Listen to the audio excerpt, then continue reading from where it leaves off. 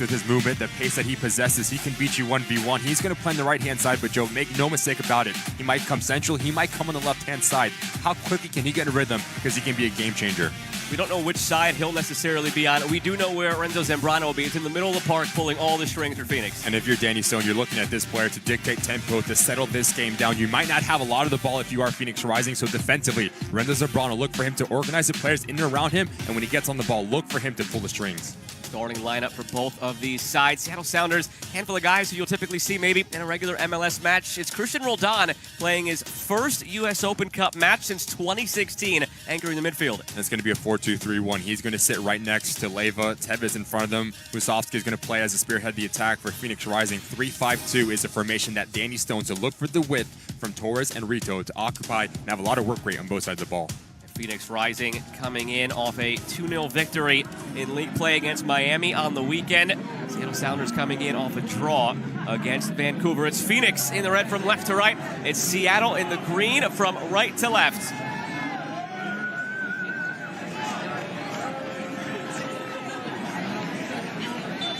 And we are underway here at Starfire. All but one spot decided in the quarterfinal. The final match here of the 2024 round of 16. It's looking for a first. They've never beaten an MLS side. This is the first time they've ever made a round of 16. Played centrally, looking for a dream start here. Seattle wasting no time. Attack's still alive here. Nuhu retrieves it. Nuhu whips it in, front post, and it's gathered by Patrick Rakovsky, who rotates into goal today for Phoenix. It's been Rocco Rios Novo all regular season long. And just get the impact from Denny Musovski, who likes to run the channels and stretch the opposing back line. And you have Nuhu on this left-hand side. He's not going to need a second invitation to advance to that final third. Over the top here for Cabral. Flex stayed down. Andrew Thomas had to make the play.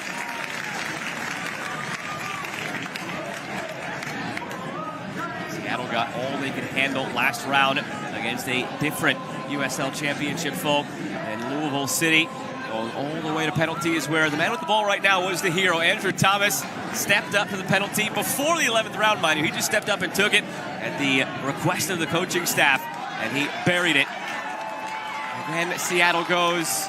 Rothrock cutting inside. Rothrock defended well by Phoenix. Numbers back behind the ball for Danny Stone's group.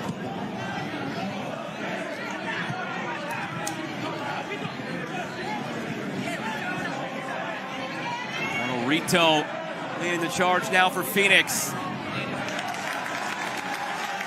Bell cuts it off and clears. Rito, one of the players that Schmetzer pointed to specifically. Pointed out a few guys on this Phoenix side who really impressed him as they went through film. Remy Cabral being another. Rito, Zambrano in the midfield. Pointed to the speed, the sheer speed and power of Rito down this right side, how dangerous he can be. I think you look at his positioning as well, the way that Phoenix Rising likes to play, like to be expansive with the two wingbacks. How wide can they make that field? And in result of that, now you have Zambrano, Dorardiotto, the ability to pull the strings in those soft pockets. So defensively for the Sounders, how good can you be in your structure? Zambrano. This is Seattle's 26th Open Cup appearance all time under the moniker Seattle Sounders, again celebrating their 50th anniversary year here, going back to the original version of the Sounders. This version began MLS play in 2009, but 26 Open Cup appearances overall, four-time champions, a three-peat, 09, 10, and 11, and then last winning it a decade ago in 2014.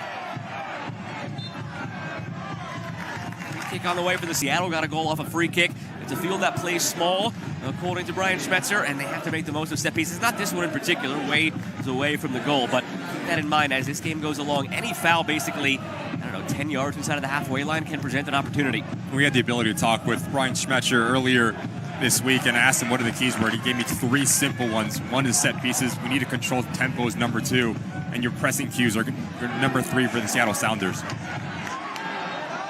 Played off edge of the area, comes across to Rothrock, scored last round, overlap to Nuhu, off the shoulder of Stenberg, out for the first corner of the match.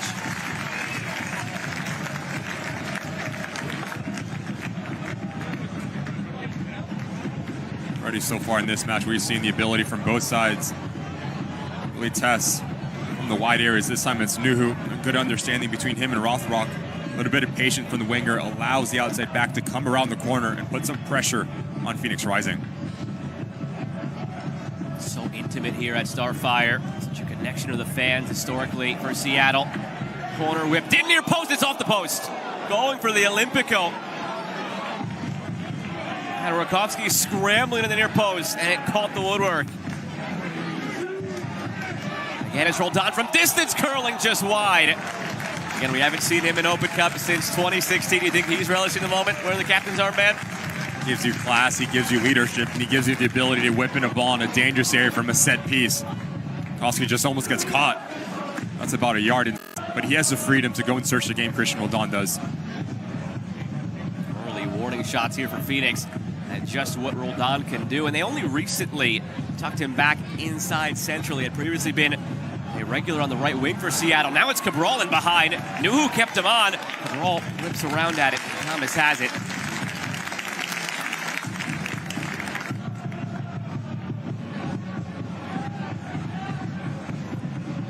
Recently, Seattle moved Obed Vargas further out on the wing, tucked Roldan back inside.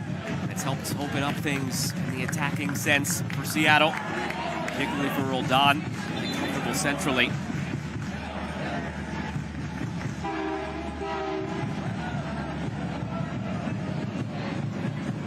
Long for Manungu. First look at what he can do down the wing. First thing he does is commit a foul, but player who is on a short-term loan from Tacoma Defiance. He's made 2 appearances now in MLS, so a first-team contract could be on the horizon in short order for Manungu. You look at the front four for the Sounders, the fluidity that they're allowed to play with, whether it's Tevez, he can play wide, Manungu could come centrally.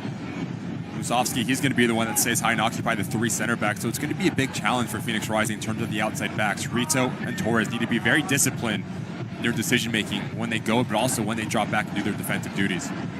Torres. It's the first corner now for Phoenix. Coming into this one, 4 wins, 4 losses, 3 draws in the regular season, sitting in 5th place in USL Championships Western Conference, and that's after they rebounded from a slow start, losing 3 of their first 4 matches. Taking the distance last round against North Carolina FC. Winning it 2-1 in extra time.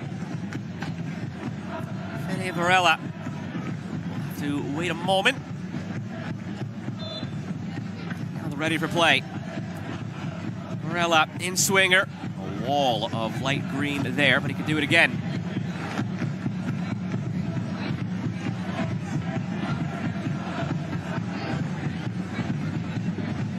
The 28-year-old from Argentina. Played in Switzerland, Portugal, Spain, Turkey, Bulgaria, and arrived at Phoenix last year. Fede Varela, 2 goals this season, 2 goals and 2 assists last season. Whips it in from the corner, flicked on by Torres. The defender Rothrock, another corner on the way. Phoenix seemed to think it was a handball, but it's out for another corner, 3 in a row.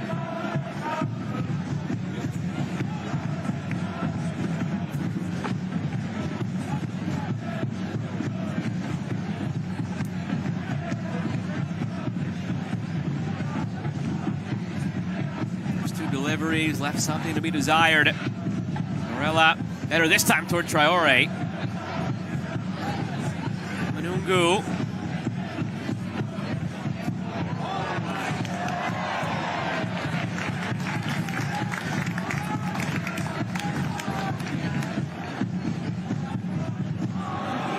Seen it a couple of times through nearly 10 minutes, Ricky, where they tried to play Cabral down that left side, Phoenix, and that's not by accident. The right side of this back line of Seattle, not to say it's the weaker side, but it's the less experienced side, no doubt, with Ronnie Cosarienzi at right back and Stuart Hawkins at right center back.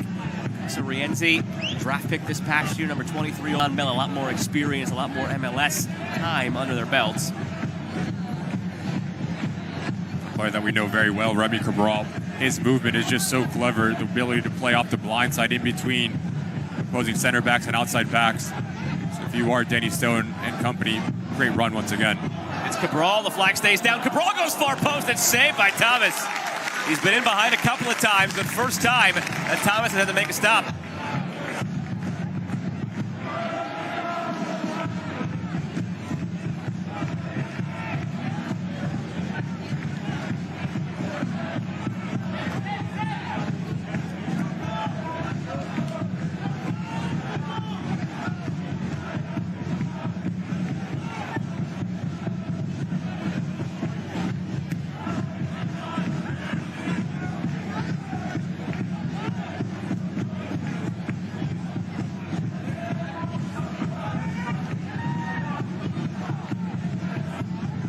Spencer talked about the importance of still finding a way to possess, even on the tighter field here. Starfire, seeing that now. Seattle trying to dictate it on their terms, at their tempo.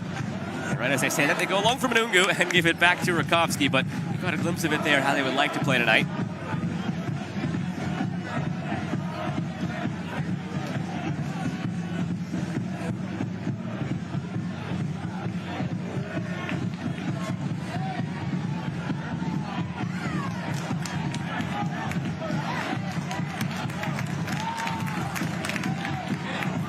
And it's Tevez who wins it. 12 starts this regular season. Played every minute at the World Cup back in 2022. Nuhu, native Cameroon. Manungu. That's the 1v1 attacking ability that Spencer talked about off the dribble. Hanging up there. Bouncing around. Stenberg does it only as far as Rito. Who gets it clear.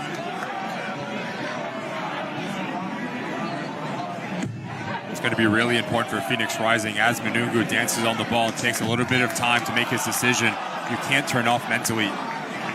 It's one of the back threes, whether you are Stenberg, Foyt-Mayor, or Traore, you always have to peek over your shoulder, know where the movement's coming from Denny Musovski. Super clever. Much like Remy Cabral, likes to play in the blind side and pop out at the last second.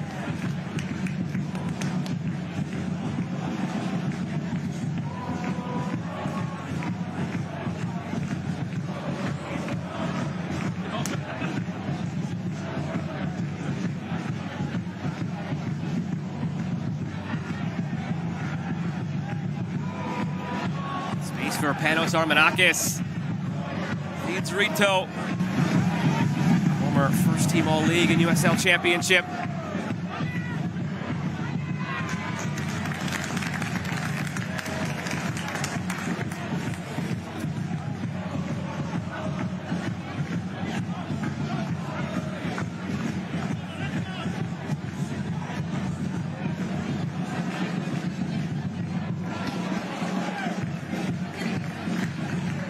He's once again pleading for a corner, for a goal kick.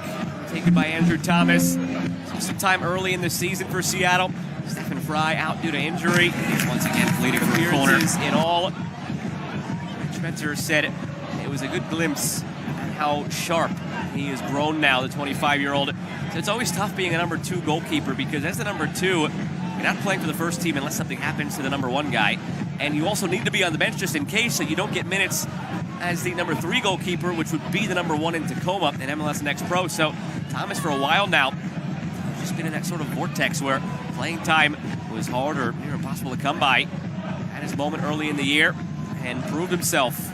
Ryan Spencer, he went as far as saying the biggest compliment he can give to Andrew is that he has pushed and put pressure on Stephen Fry. There's that conversation to be had going forward. We'll see how long Stephen Fry wants to play. If not, Thomas is ready, and that's why back on May 6th, they extended him through 2027. Option years out to 2029.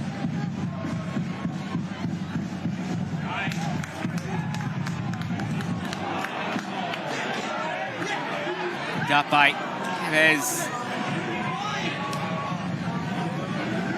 Bell. Nuhu pivoting through, goes down. Free kick and a good spot here for Seattle.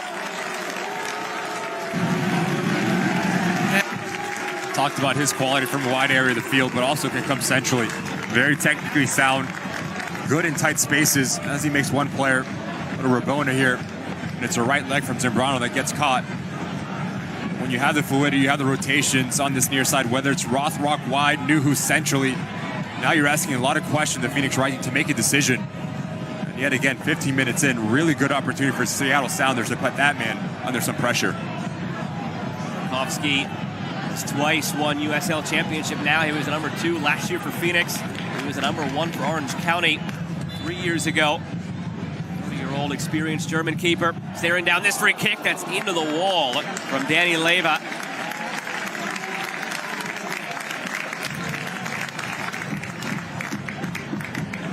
Pressure generating some set pieces early on here for Seattle. Remember, Roldan nearly put it in Olympico on his first effort. This one to the far post for a Phoenix throw.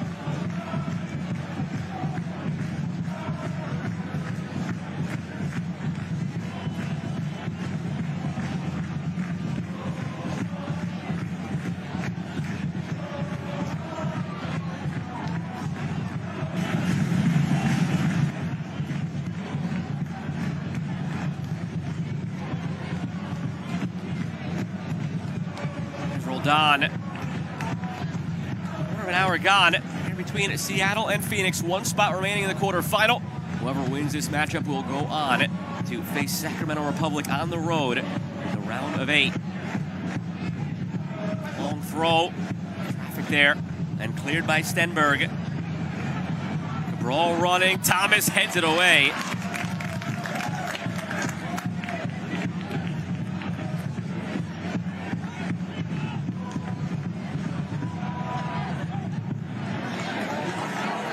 On loan from Colorado Rapids, where his brother plays. His brother actually scored a late equalizer in Seattle this year for a 1-1 draw back in March.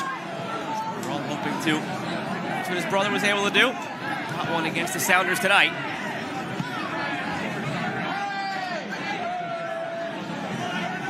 Manakis. Cabral. Traore settles things down. Seen a lot of Renzo Zambrano on the ball yet. You spotlighted him for a reason, Ricky. As he goes in the midfield, this attack goes. He's great defensively in the midfield as well, but everything really starts with him. I think you look at the spacing for Phoenix Rising, him and Dorotioto. They play a little bit deeper, so now you have the freedom for Armanakis and Varela to operate in those pockets. So now if you are the Seattle Sounders, the message to your double pivot, which are Roldan and Leyva, as one goes, the other one needs to provide that security right in front of your back 4. Yes, there's a little bit of a numerical overload for Phoenix Rising in the center of the park, but how do you balance that out? That's going to be a big challenge for Seattle Sounders. It's a nice little pocket there. Forward to Manungu. Drops it back, Roldan, blocked.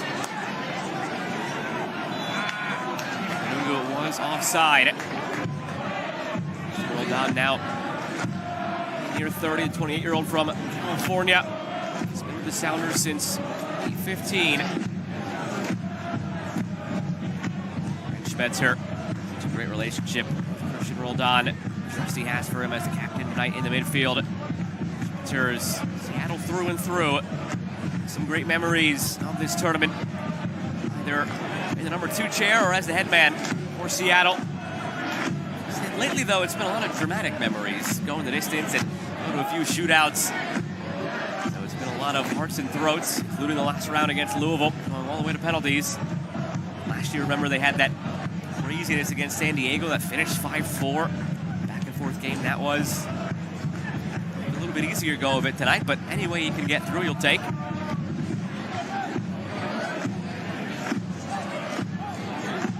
Things to be said.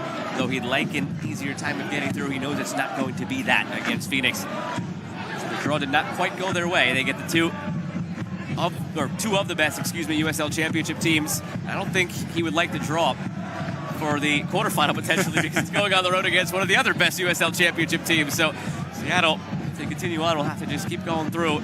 The best USL Championship has to offer. I think we're going to get a phone call, Joe, from the Sounders. Not do them any favors. He spoke very highly of USL Championship, how the level of the league has risen, even going back to this iteration of the Sounders days, starting in USL before that expansion MLS season in 09. The talent pool has gotten so much deeper, the quality of play has risen, and it's so great for local fans, it's great for American soccer at large, but it makes life difficult for them in the Open Cup because you go through Louisville, you go through Phoenix, you had San Diego last year, you possibly have Sacramento next. That is tough sledding.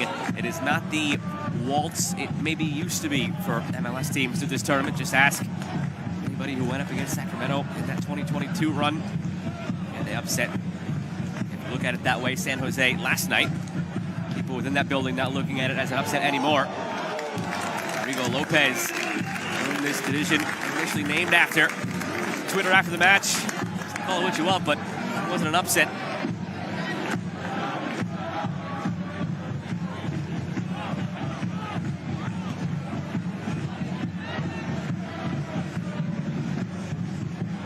Varela goes wide. Gabby Torres. They've had such a roster churn in recent years, Phoenix. Clearly it worked out. They won the title last year, but Gabby Torres, going back to the fall of 2022, not all that long ago, not even a full 2 years, is the longest tenured member of this Phoenix Rising side.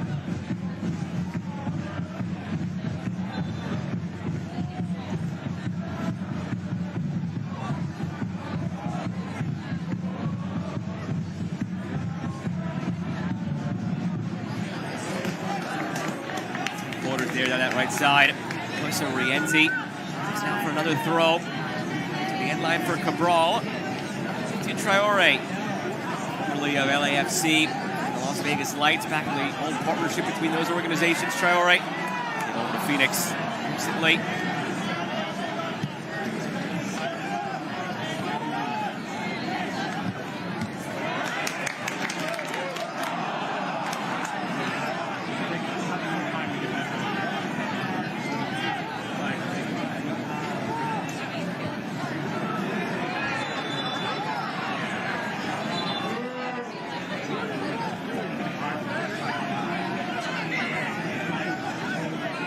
Hawkins getting a talking to from the official. 17-year-old from Fox Island, Washington, Sounders Academy. Since he was 12, that was only 5 years ago. 17-year-old starter at the Under-17 World Cup this past fall for the U.S. Eddie Stone looking on it, in charge of this Phoenix Rising side. Took over this year, was in the assistant chair for their title run last year. Juan Guerra departing to MLS. The assistant now in Houston to Ben Olsen.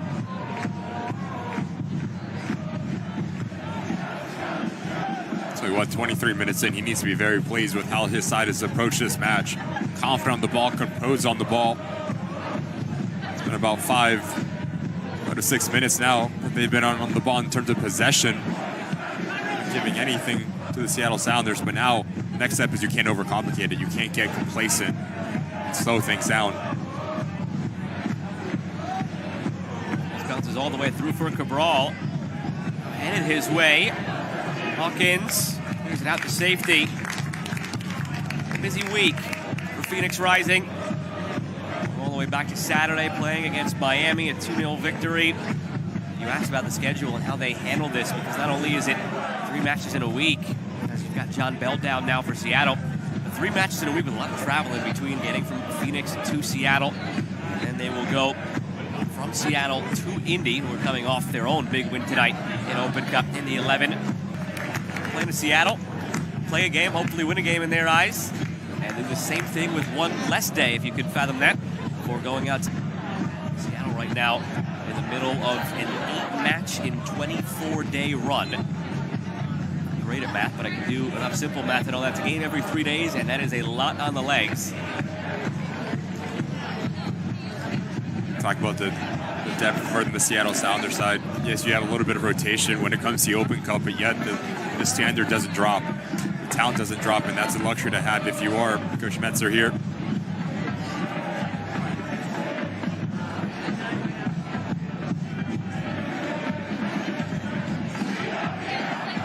Fede Varela, ball this time.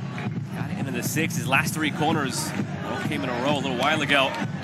All dispatched before they even got to the 6. Zambrano Armanakis into a lot of space and switches out wide. Varela. Overlap from Torres. Varela goes for goal. Deflected. He will have a 5th early corner coming. And it's the second time now that Zambrano, in terms of his positioning, has been spot on at stopping a transition moment. Yes, he doesn't have, let's say, the most amount of goals or assists for Phoenix Rising, but he does all of the dirty work. Covering ground, clogging passing lanes, and that's why you ask Sandy Stone, anyone at USL Championship, he's one of, if not the best, deep-lying playmakers in all of the league.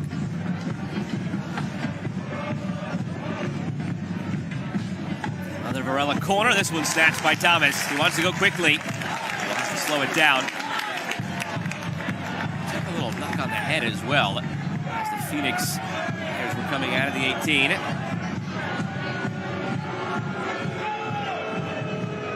At first glance, I do think it's Dorotioto that's coming through. As he comes, it's actually Stenberg. Watch out.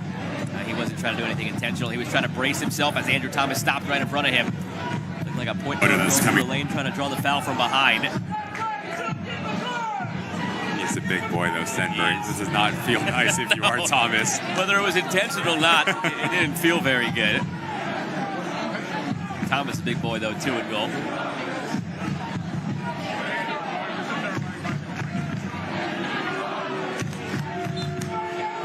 Chanting his name, and he is now forever etched in the lore of Open Cup and Starfire. Ryan Schmetzer pointed to a couple of other instances that really stick out in his mind. Marcus Hahnemann enjoying a beer with fans, and the red card wedding, and Clint Dempsey's more infamous situation about a decade ago.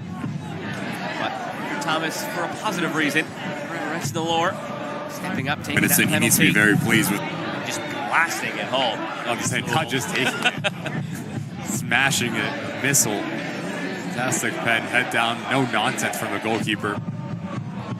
There was a bit of a misconception that night as well that Brian Schmetzer cleared up. To those who were watching at home on their screens, couldn't quite see off camera what was happening, and to those to some degree in the stadium couldn't quite tell. They were actually telling him to take the penalty. He didn't just on his own act and be like, no, I got this.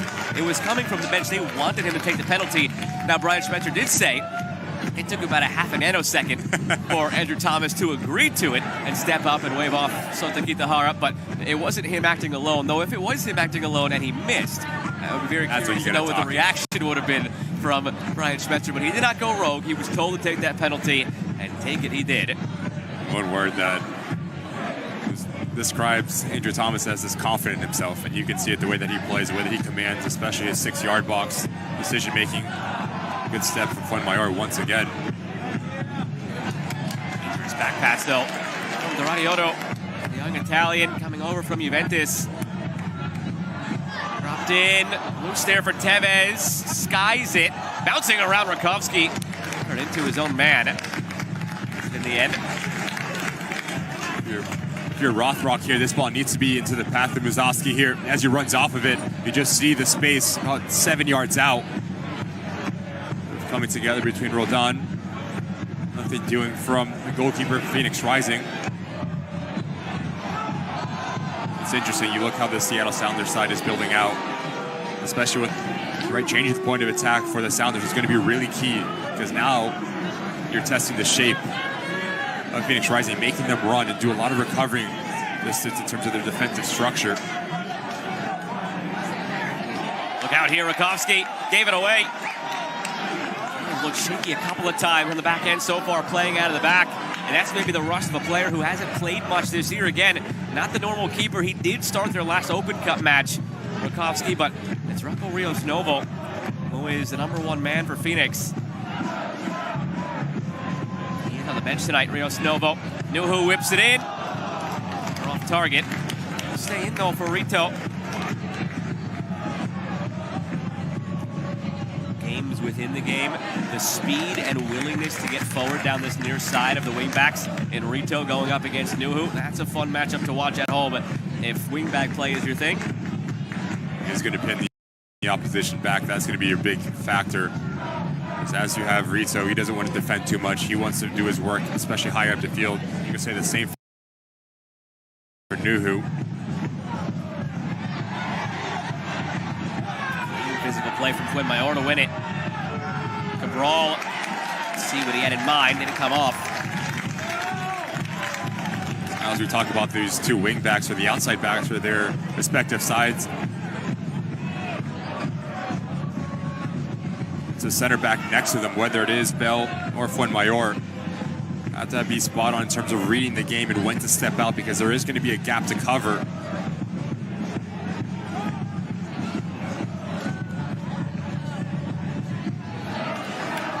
Now we're in, still scoreless between Seattle and Phoenix. Round of 16, one spot in the quarterfinal remains. Whoever wins this matchup will go on to visit Sacramento in the round of 8. An interesting wrinkle here if Phoenix wins. More on that in a second. Manungu squares it back. Won by Zambrano. Given right back though to Seattle. Quick passes in through. Sofsky had a look. It was blocked. Manungu. Nuhu. For Leyva. Over the top. A great ball from Leyva. Cleared by Traore. Only as far as Leyva once again. Tried to play advantage, but it wasn't much there. Free kick coming for Phoenix.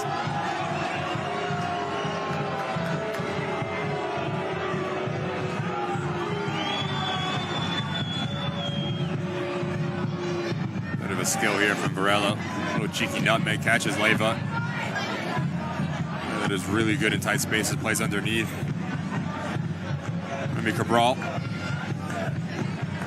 We haven't seen much of him. If you are Danny Stone, how do you get him more involved and more confident higher up the field? Him and Armenakis. Right-footed, plays on the left-hand side, so likes to come in and combine with the players around him. I do think there's those two in terms of their spacing. It's going to be a big factor in terms of the success for Phoenix Rising. Going back to a moment ago, it could be an interesting wrinkle if Phoenix wins this. It would be Phoenix on the road against Sacramento, and remember those two teams in the top half of the bracket. So if Phoenix wins tonight, you are guaranteed to have a USL Championship team hosting the West Division semifinal. And that Sacramento-Phoenix matchup, whoever wins would host bottom half of the bracket, LAFC hosting New Mexico United. Quarterfinal.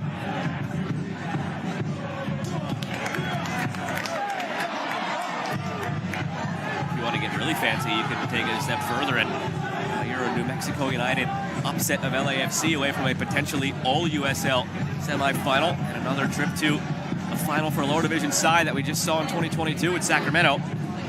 Get interesting in the West Division.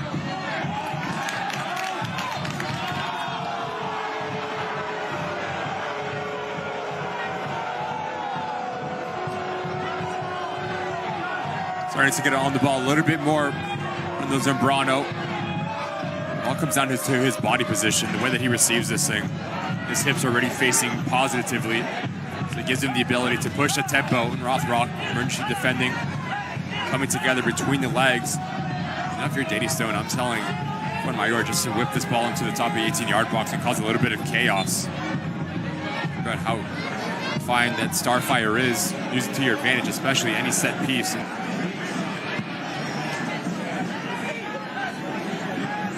Dangerous chest back by Nuhu into the path of Cabral. He cushioned it perfectly, but not for himself. Taken by Cabral. Turn it to Varela. Seattle just can't get rid of it, Thomas. And he does.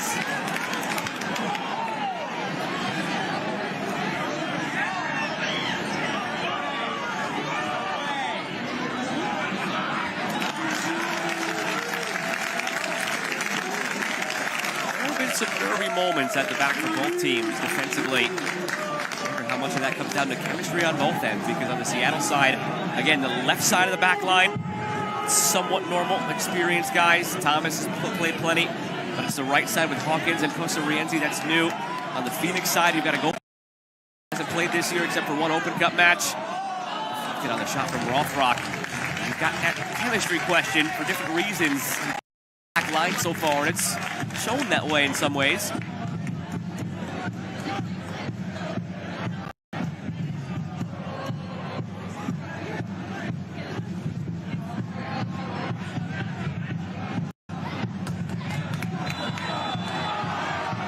Ball was offside before taken down by Bell.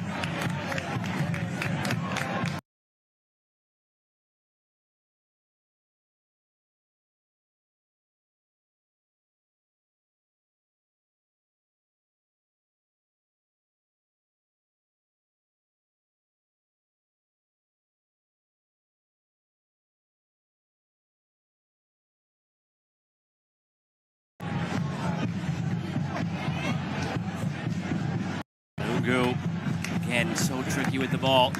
Showing flashes of brilliance last round and a couple of appearances now this season in MLS. Terrific in Next Pro. So good 1v1.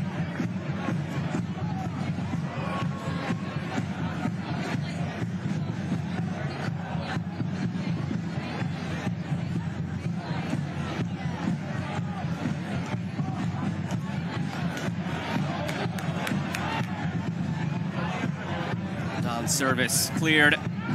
Torres gets it further. Nuhu springs it back in. Rothrock takes it down. Drops it back. Leyva tries. It's saved by Rakovsky.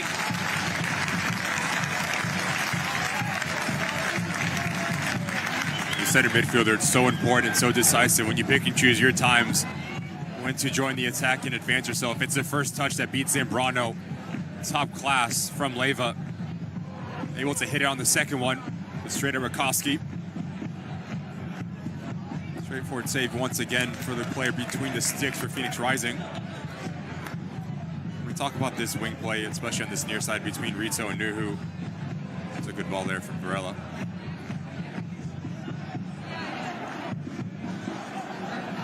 If I'm Brian Smesher, I'm telling Manungo and Rothrock to switch.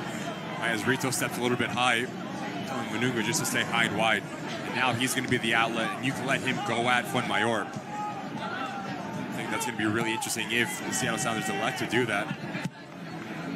Now you force Rito to stay a little bit more at home, and now you take away that outlet for Phoenix Rising. Locked out for a corner. Set-piece tally really rising for Phoenix, no pun intended. This is going to be number 6 already from the corner for Phoenix. I promise you, Ricky, I see your face over there. I promise you that was not on purpose. You had that written down somewhere.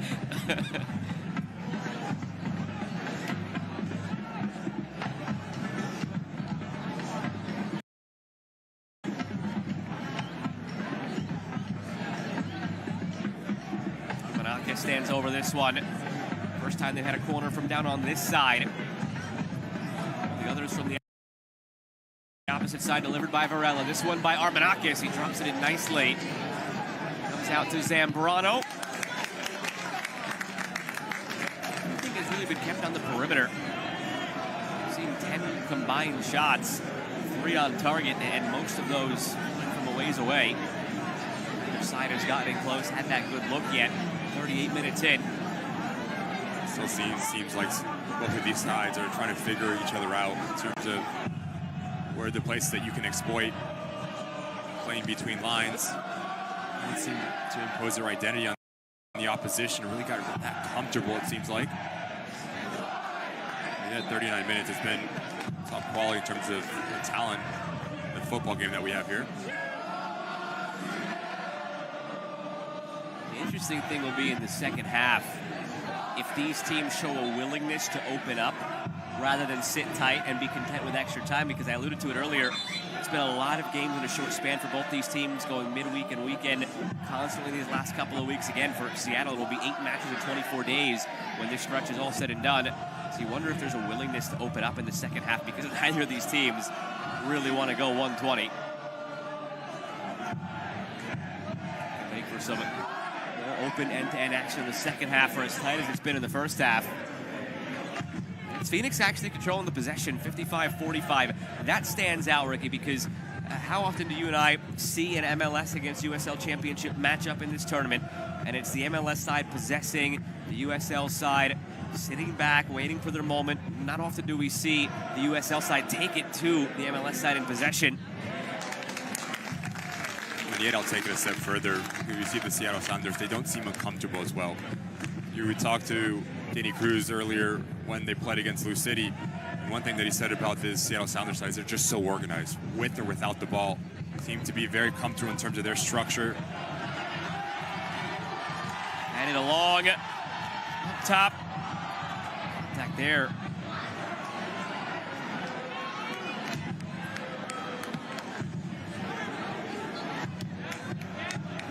Soski. He had won a penalty, or a free kick, excuse me. He was taken down. It didn't seem like a lot there. He wasn't happy. Hasn't really seen much of the ball, Musovski as well. We saw glimpses of how good he can be in terms of his movement. and how clever he is in around that 18-yard box, but hasn't had the service that he would hope for 41 minutes into this match. And like you alluded to earlier, Joe, it's been mostly one-way traffic with Phoenix Rising.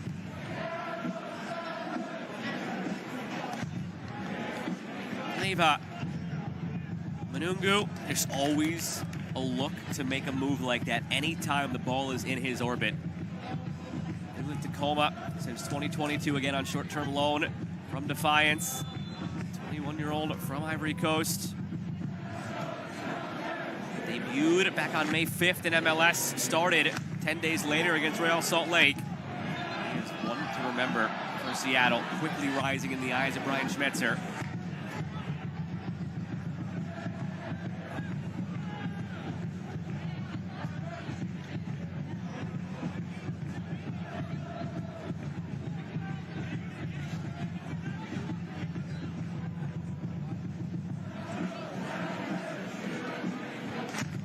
Rakowski.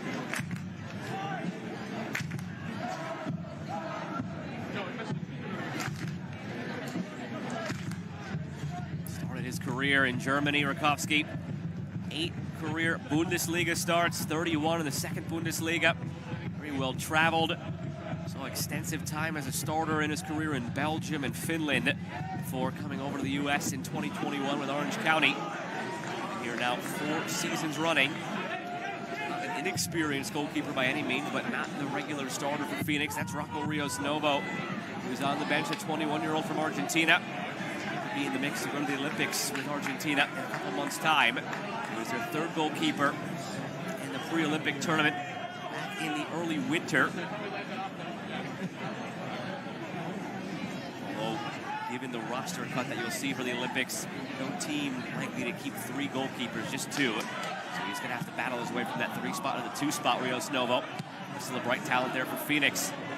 Getting behind again for Cabral. Off again by Bell. Roldan plays it through. Musovski flag stays down. Musovski cuts in. Still Musovski. And it's saved by Rakowski. He had Manungu the whole way. Elected to go at it himself, and Rakowski made the stop.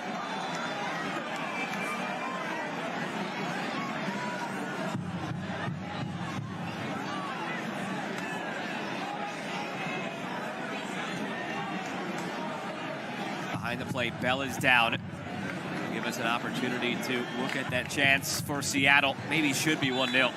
It's a fantastic ball because everyone thinks this ball is playing into Manungu. As Christian Roldan just sees him off, he plays it into the path of Musovski, and that's when you need to make a decision as a striker. You either go alone or you just sweat it across right now into your running mate. The ball just gets stuck underneath him, does not seem confident whatsoever. Look at the near post, straight open. Just close your hips and simply pass it in. Get caught between 2 minds. Now it's an easy save for that man. Seattle looking for what would be a record 5th trophy. Record in the sense of MLS teams. The MLS side is tied with 4 trophies in Open Cup. Bethlehem Steel and Maccabi Los Angeles lead the way with 5 overall. So Seattle would join that group and lead the group of MLS teams. Nice to have a 1-0 lead, and maybe should have after that opportunity. Sitting at home, who is an avid FIFA or now EAFC 24 player. I think you're looking at that and you're screaming, pass it across. That is a classic video game goal there. Roll it across and tap it in the empty net, but Musovski goes at it alone instead.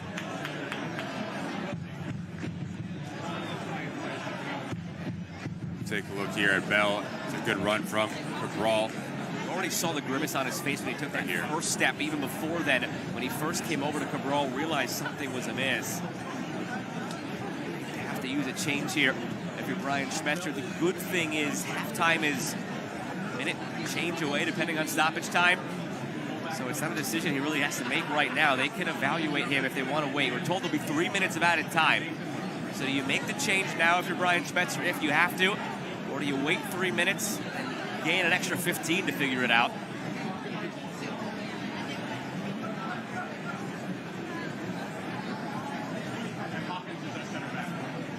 Musovski now goes down as well. The other end, be helped to his feet. Do have Jackson Reagan available as a center back if you need for Seattle as a regular starter. Just left side of your screen.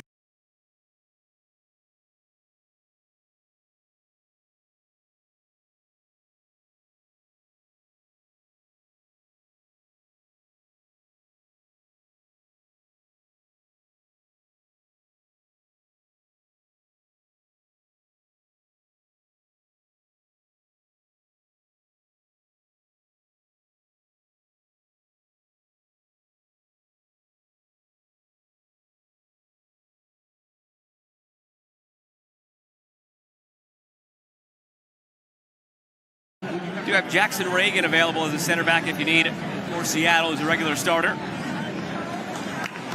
Just left side of your screen. It's going to be a try. Coach and his training staff.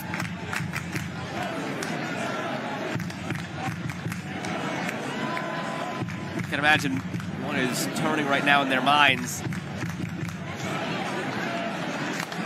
It looks like he just gave the signal to get Jackson Reagan or somebody else up. You'd imagine it's Reagan.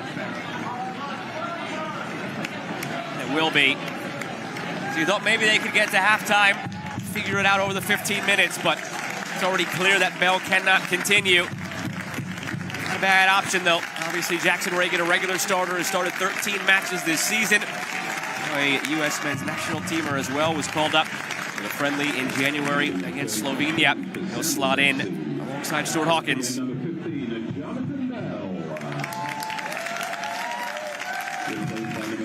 Just so impressive how comfortable he is on the ball. Reagan, ability to break lines with his passing range. He's going to give a little bit of security and confidence for Hawkins. We're next to the youngster. So what does that relationship look like? Not easy. You don't expect to come to the game, and if you do, you come in later. What does his warm-up look like? So if you're a Phoenix Rising, you go at him, you test him, see how good he is with his preparation. Such a quick rise, Jackson Reagan through the ranks. He signed with Tacoma back when Defiance were in USL Championship in 2021. Signed there out of college, where he was a star at Michigan. Acquired by the Sounders in 2022 on a contract from Tacoma. Relied on him ever since, and he gets that first call up in January for the United States. So from college at Michigan to USL Championship to MLS to the U.S. men's national team, all in the span of about 3 years. Quite a full 3 years, more like 2.5 years. He's a really top-notch center back for Seattle. Might be tested already. Armanakis to his right. Still Armanakis taken down. A point to the spot. And right before halftime, Phoenix will have a chance to take a lead. Armanakis, as he plays under Cabral, operates in the pocket, but watch the right leg of Leyva. The silly challenge from experienced player. He knows better. He loses his feet. When he doesn't need to, you just see the traffic around the ball from Seattle Sounders. Armanakis, really well done. Can beat you through combination play, but can beat you by himself as well. As Cabral steps up, 6 goals in USL Championship. Fantastic opportunity for the visitors here to go up right before halftime. Brother Kevin, as I mentioned earlier, has scored this year against Seattle back in March when the Rapids took on the Sounders. Has a chance to do what his brother did here this year and score against Seattle. Different competition. Maybe stakes a little bit higher here as well. Round of 16 of the Open Cup. Might be the last play before the halftime whistle. Andrew Thomas saw a few penalties last round in the shootout against Louisville. Stopped a couple. It's Cabral against Thomas. Remy Cabral sends the keeper the wrong way and puts Phoenix Rising ahead before halftime here at Starfire.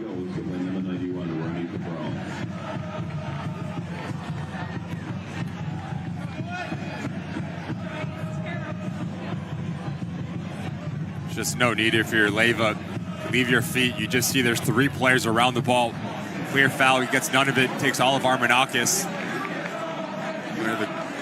Or Phoenix Rising. Little stutter step. Eyes on Thomas the whole way. Cool as you would like. Clinical. Enough pace, enough power as he tucks it into that far post.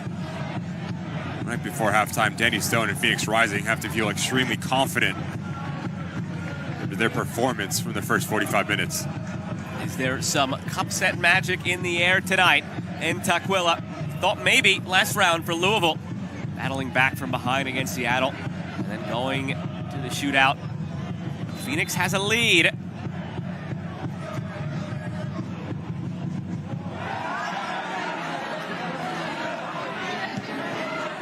How many times have we talked about this, Joe, in terms of the U.S. Open Cup, how critical you have to be in both boxes. You look at that opportunity for Seattle Sounders. Brzezowski doesn't make the right decision, doesn't find the back of the net. You go back the other way, not even about 5 minutes after. Now you're down 1-0. It's going to be a big challenge and a really interesting talk at halftime for the Sounders. This could be a landmark night for Phoenix. They win the trophy in USL back in November. Now they're the furthest they've ever been in Open Cup. They've never beaten an MLS team, and as the halftime whistle sounds, they're on the precipice of maybe checking 2 of those boxes here, Ricky. Very interesting to see what the Sounders do. They dip into the bench and give a little bit of impact in terms of quality center of the field. You have Alex Rodon that can come on in the back line. You maybe go back into a 3-back system.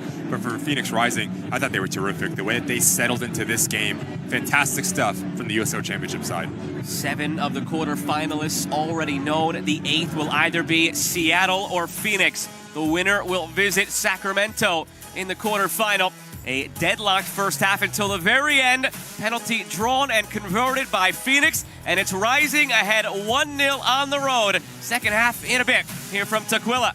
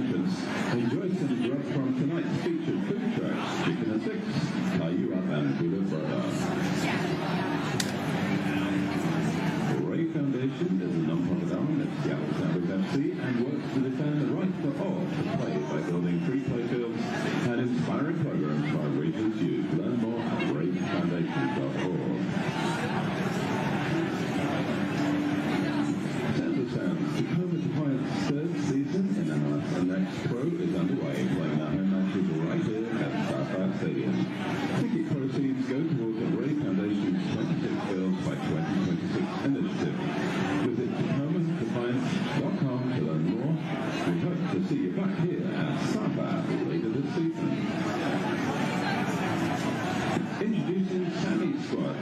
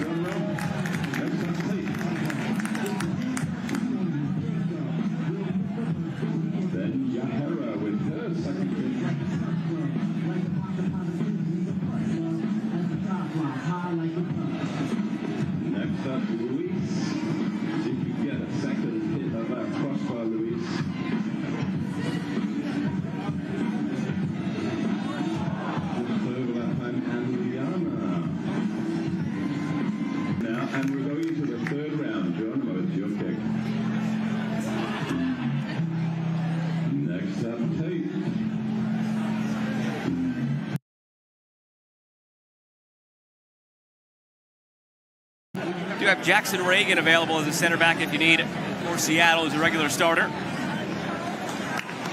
Just left side of your screen, it's going to be Troy. Coach and his training staff.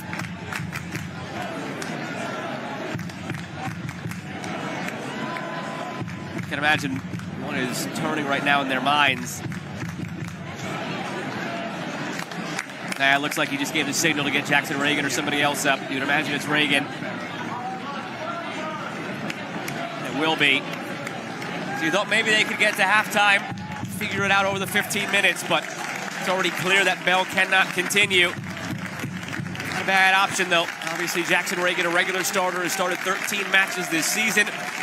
A U.S. men's national teamer as well was called up in a friendly in January against Slovenia.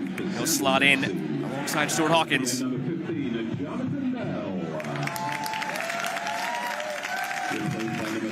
Just so impressive how comfortable he is on the ball. Reagan, ability to break lines with his passing range. He's going to give a little bit of security and confidence for Hawkins. We're next to the youngster. So what does that relationship look like? Not easy. You don't expect to come to the game, and if you do, you come in later. What does his warm-up look like? So if you're a Phoenix Rising, you go at him, you test him, see how early, how good he is with his preparation. Such a quick rise, Jackson Reagan through the ranks. He signed with Tacoma back when Defiance were in USL Championship in 2021. Signed there out of college, where he was a star at Michigan. Acquired by the Sounders in 2022 on a contract from Tacoma. Relied on him ever since, and he gets that first call up in January for the United States. So from college at Michigan to USL Championship to MLS to the U.S. men's national team, all in the span of about 3 years. Quite a full 3 years, more like 2.5 years. He's a really top-notch center back for Seattle. Might be tested already. Armanakis to his right. Still Armanakis taken down. A point to the spot. And Just so special. Armanakis, as he plays under Cabral, operates in the pocket, but watch the right leg of Leyva. The silly challenge from experienced player. He knows better. He loses his feet. He doesn't need to. You just see the traffic around the ball from Seattle Sounders. Beat you by himself as well. As Cabral steps up, 6 goals in USL Championship. Fantastic opportunity for the visitors here to go up right before halftime. Brother Kevin, as I mentioned earlier, has scored this year against Seattle back in March when the Rapids took on the Sounders. Has a chance to do what his brother did here this year and score against Seattle. Different competition. Maybe stakes a little bit higher here as well. Round of 16 of the Open Cup. Might be the last play before the halftime whistle. Andrew Thomas saw a few penalties last round in the shootout against Louisville. Stopped a couple. It's Cabral against Thomas. Remy Cabral sends the keeper the wrong way and puts Phoenix Rising ahead before halftime here at Starfire.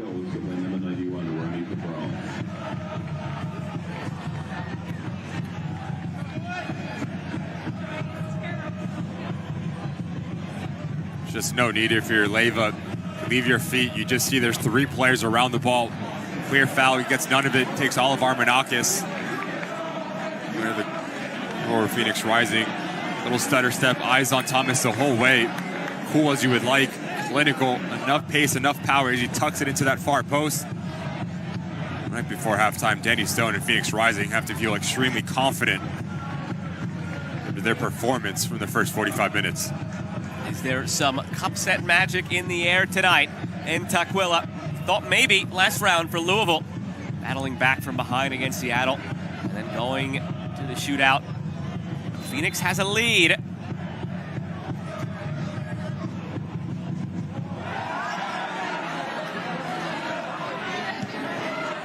How many times have we talked about this, Joe, in terms of the U.S. Open Cup? How clinical you have to be in both boxes. You look at that opportunity for Seattle Sounders. Brzozowski doesn't make the right decision, doesn't find the back of the net. You go back the other way, not even about 5 minutes after. Now you're down 1-0. It's going to be a big challenge and a really interesting talk at halftime for the Sounders. This could be a landmark night for Phoenix. They win the trophy in USL back in November. Now they're the furthest they've ever been in Open Cup. They've never beaten an MLS team, and as the halftime whistle sounds, they're on the precipice of maybe checking 2 of those boxes here, Ricky. Very interesting to see what the Sounders do. They dip into the bench and give a little bit of impact in terms of quality center of the field. You have Alex Rodon that can come on in the back line. You maybe go back into a 3-back system. But for Phoenix Rising, I thought they were terrific. The way that they settled into this game, fantastic stuff from the USO Championship side. 7 of the quarterfinalists already known. The 8th will either be Seattle or Phoenix. The winner will visit Sacramento in the quarterfinal. A deadlocked first half until the very end. Penalty drawn and converted by Phoenix, and it's Rising ahead 1-0 on the road. Second half in a bit. Here from Tukwila.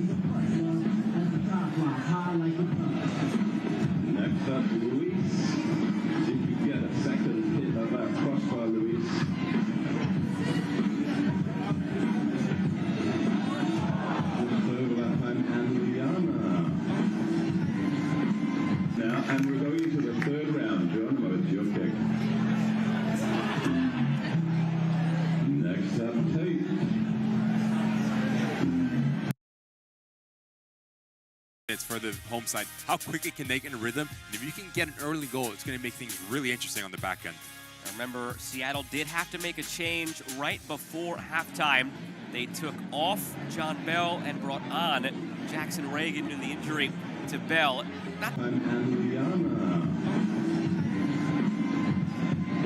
There, you wonder if it had anything to do with the communication coming in cold. Reagan and the midfield relationship he has there with Leva, because it was within a couple of minutes Armanakis attacked that open space and drew that penalty from Leva. We've talked about it all first half, just the spacing, the positions that Varela and Armanakis pick off the shoulder of the two double pivots right in front of the two center backs for the Sounders. So now something needs to give.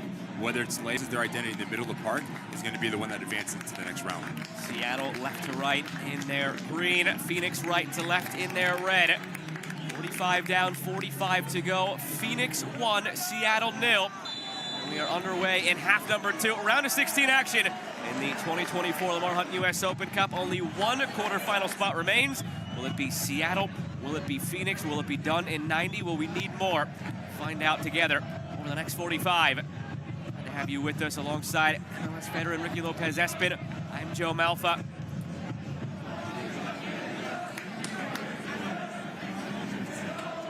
Two very different locker rooms, I imagine, over the last 15 minutes. On the Seattle side, at home, perceived favorites, even though it's not your full lineup. You've got plenty. 5 minutes away from first ever win over an MLS side, and what that would mean for the club. Two very different locker room talks, I would imagine. Nuhu takes it wide. Nuhu has some options. Bobs it all the way to the back post. Of all the options he had, that was maybe the last and he should have gone with. There is real estate if he hits it early into Manungu. Once you get to the byline, the final third area, you have to pick up your head. The cutback is on because the back line for Phoenix Rising, they're retreating. The secondary run from Tevez. And again, really good start for the Sounders to start the second half.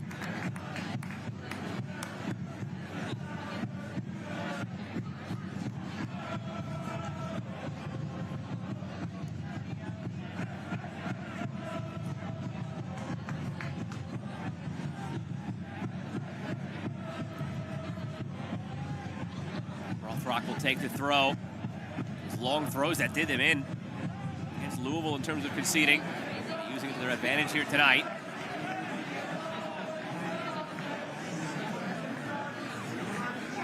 One thing that has stuck out about this Phoenix team, it took a little while to get into gear offensively, especially early in the season, and they're still finding their way. It's only Cabral really who's standing out in the line offensively, bagging some goals. Outside of that, a lot of guys who are still looking for confidence, looking for form, but defensively, so far this year, if you include Open Cup and regular season play, in 10 of their 12 matches, they've either kept a clean sheet or only allowed one goal. It's very tough to break through this Phoenix team defensively.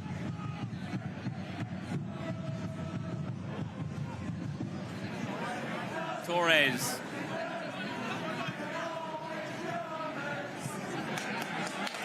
Manungu. Do just that and break this team down defensively. Phoenix. It's out for Leva. Manungu behind Tevez.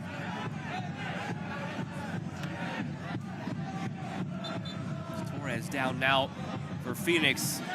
Look at all the players who were just involved in that movement there for Seattle. Again, while it's not a representative full starting 11 that you typically see, Manungu's made a couple of appearances at MLS this year. Rothrock's made 6. Tevez with 5 and a start. Leva with 5 and 2 starts. There's a lot of normal players out there that get some time for Seattle. Just got stepped on at the tail end of that one by Manungu. You might just be joining us and see the scoreline. It's not what you see in some other cases where MLS teams go with the full rotation. There's a lot of starting talent out there for Seattle, especially back end in the midfield. Nuhu, Reagan, and Roldan.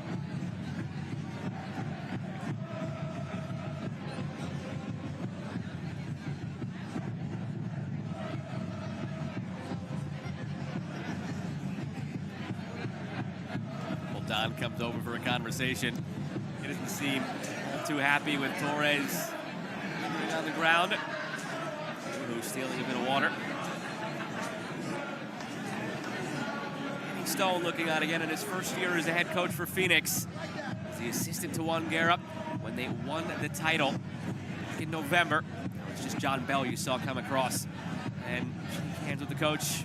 And he came off closing moments of that first half with an injury belt.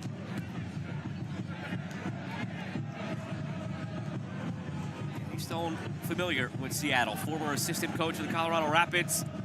Had to make many a game plan for Brian Schmetzer and the Sound professional side. Buttoned up, organized, going for every loose ball with the utmost intensity. Those are the trademarks of Brian Schmetzer team, regardless of what the personnel looks like. Really good ball. Good ball this to Manungu. Everything but the last piece. You mentioned it earlier in the first half. Now it's the outside backs that come centrally to create an overload. Goes to Rienzi as he plays off the shoulder of Zambrano. And that's what Jackson Reagan gives you, the ability to take players out of the game with his passing range. That's one-way traffic. You're running downhill. Manungu just going to want this one back and able to get his hips around it. But those are the types of action that you want if you're a Sounders fan.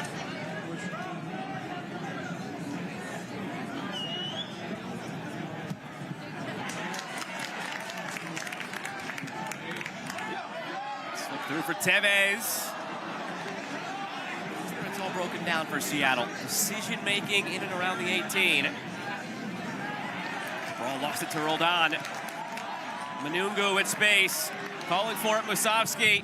Manungu whiffed clearance by Traore, but it did just enough to get it away from all the green jerseys. It could have gone anywhere.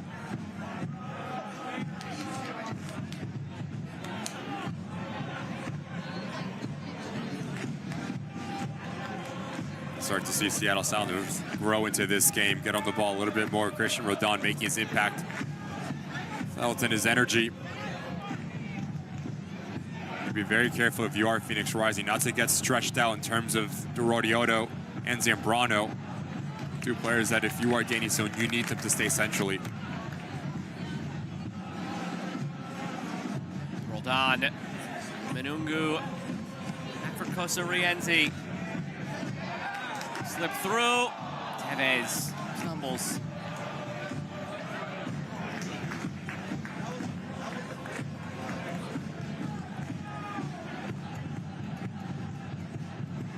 Really good run from Tevez. It's so difficult to track if you're a defensive unit. You have a lot of communication as he's withdrawn forward. Yet again, unable to get around it enough to put pressure on Rakowski.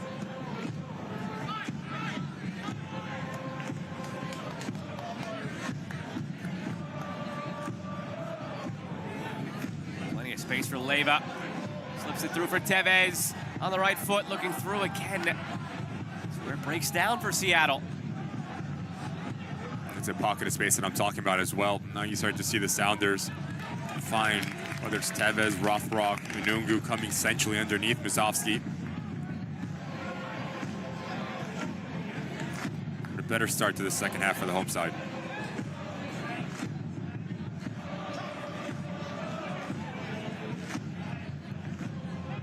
Rienzi, Nuhu. Wide for Paul Rothrock. Seattle native Rothrock began his career in the academy of the Sounders. Drafted by Toronto FC, however. Spent a couple years in that organization. 2 years at Notre Dame, 2 years at Georgetown. Now found his way back to Seattle.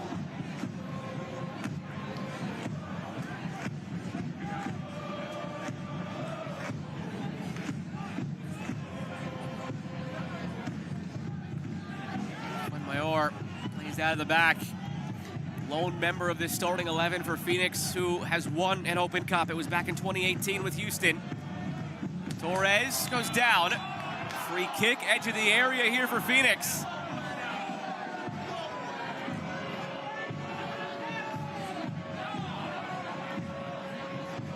Really good move for Phoenix Rising. As Gabby Torres sets him up extremely well. It's that touch right there that creates a little bit of separation. But yet again, here goes Rienzi. There's no need to lunge in like that. Just move your feet.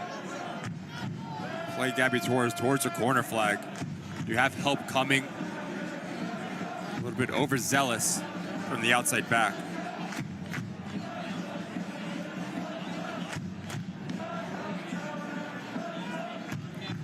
Half-hearted plea plea from Phoenix for a penalty, but pretty evident that Torres fell into the 18. About a yard or two out of that corner. Three-man wall right now for Seattle.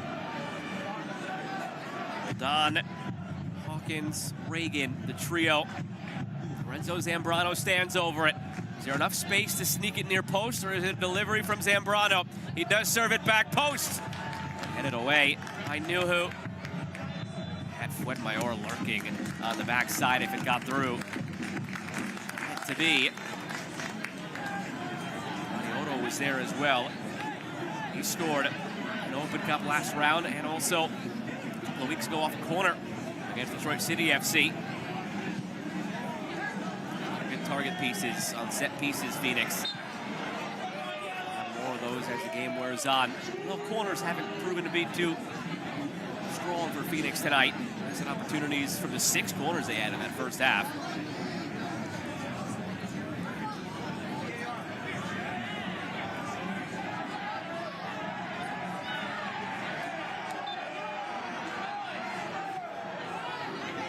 Torres.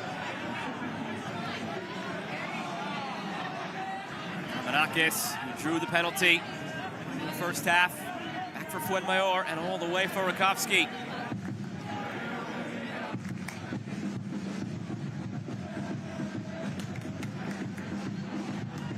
Zambrano. Outlets Rito. Armanakis. Good movement here from Phoenix. All the way out into space now for Torres. Gabby Torres drops it near post. Thomas has it, but that was a very positive looking build from the visitors. This Phoenix Rising side is at their best when the ball is moving quick and players are very decisive in their decision making. 1-2 touches, you change the point of attack to the outside wing back that advances. Top class football from the championship side. Manungu takes it end line. Manungu drives it across. Clear by Traore out for a corner. Just so powerful the way that he sets up his defender as he slows up Torres. Once he gets his hip squared, that's when he takes that long touch to create that little bit of separation. Manungu.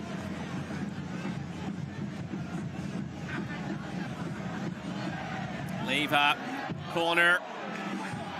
Chested down by Musovski, still loose. Edge of the 6. The shot by Roldan comes back in and blocked again. Seattle keeping it alive. Reagan, the overhead chip toward Musovski. Felt like any one of those for Seattle could have snuck through. Reagan.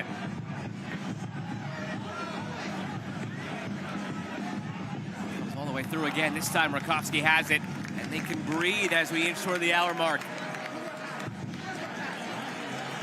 Emergency defending for Phoenix Rising. Just watch the bodies right in front of Rakowski, not letting this ball go through. Multiple bites at the apple for Seattle Sounders. Really good one there from Traore. And yet again, just see how dangerous set pieces can be. Put the ball in the mixture, you cause a little bit of chaos, and you never know what happens.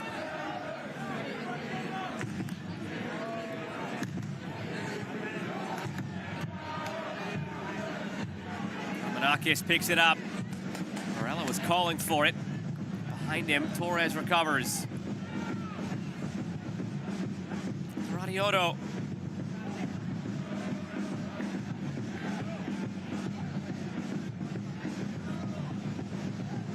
Joining MLS in 09, the Sounders 18-2-3 at home in Open Cup. Being tested here. 45+5, the penalty goal for Cabral. So Rienzi.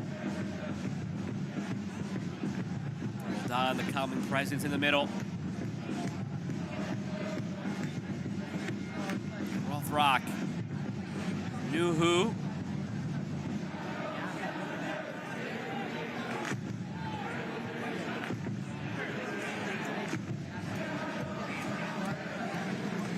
Much better in possession here in the second half, Seattle.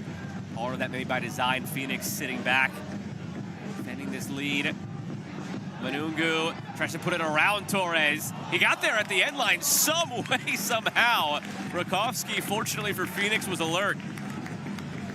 I don't think Traore thinks Manungu is going to continue his run. Seen time after time center backs just run over and let it trickle over the end line. Almost an uh-oh moment. You just see how quick, how explosive Georgia Manungu can be. Part of the issue for Seattle toward the tail end of last season and then the earlier portions of this season was a predictability in the attack, according to Brian Schmetzer. Now, they've become unpredictable, he said with a chuckle, because they've had so many injuries and he really hasn't put the same lineup out there back-to-back games. But there's another more positive element of unpredictability when Manungu is out there just because of what he can do with the ball, and we have seen it on full display through an hour. It hasn't yielded a goal or an assist or anything like that, but there's been moments for Manungu where it shines through. I think the next step in his progression is, as he requires, watch out here. Comes all the way across for Torres. Torres sneaks it through behind Varela. I think the next step in progression of a professional for Manungu is going to be decision-making in the final third, because he requires so much attention because he's so electric. So now as you bring in 1, 2, 3 defenders, now you have to get the ball off your foot because there is going to be an opening, there is going to be an advantage elsewhere.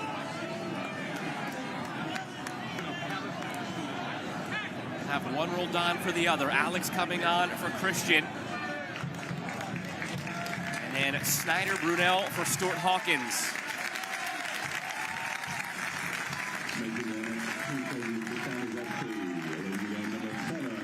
Pardon me. Dylan Tevez, the second change. Brunel for Dylan Tevez.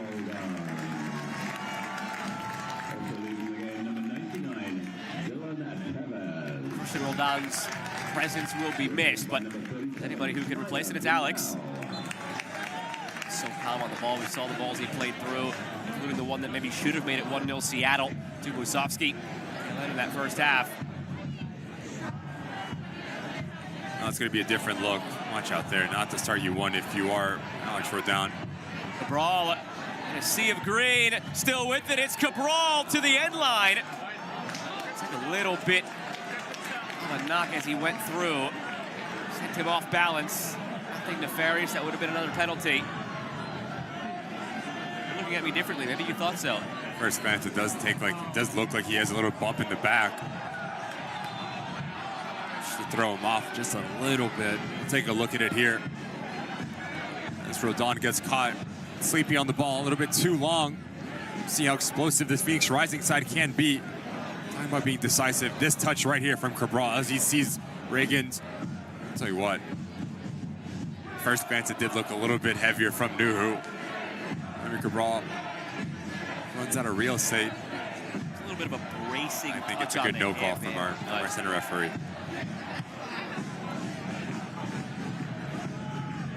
It's really good recognition from Remy Cabral, because Jackson Reagan, he gets his hip square, and when he does that, that's when you take that directional touch to take him out of the game.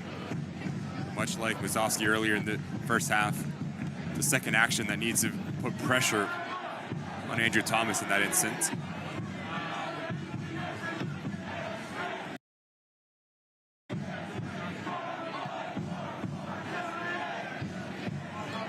Rienzi. It's the freedom to jump up into the midfield in possession. We've seen it all night so far. This one looking again for Musovski from Nuhu. Phoenix is seemingly getting to everything in the air, on the ground, whether it's blocking shots, turning away crosses, holding strong for now. Manungu sending his defenders every which way, cutting it back. Loose in front, and it's blasted wide. Took a deflection, but another created chance from Manungu. How many times have we seen him go to the end line and go into the outside, but now he challenges interior. He just splits it to, says thank you very much. We talk about the decision-making. As Traore comes up, that's when he dishes the ball into Musovski. Just not instinctual yet again from the striker. Case. The whistle goes against Seattle.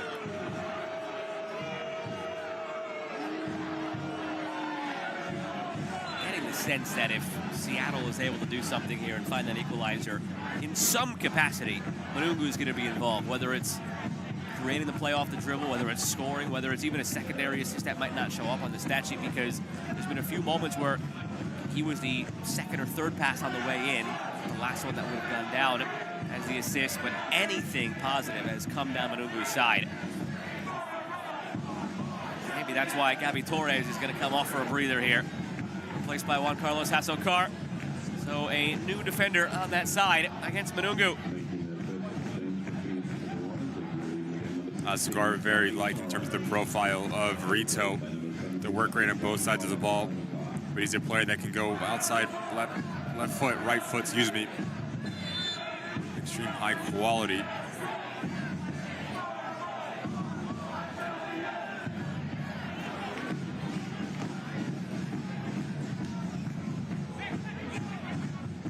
Seattle coming off an earlier exit than they would have liked last year, losing in the round of 32 against LA Galaxy.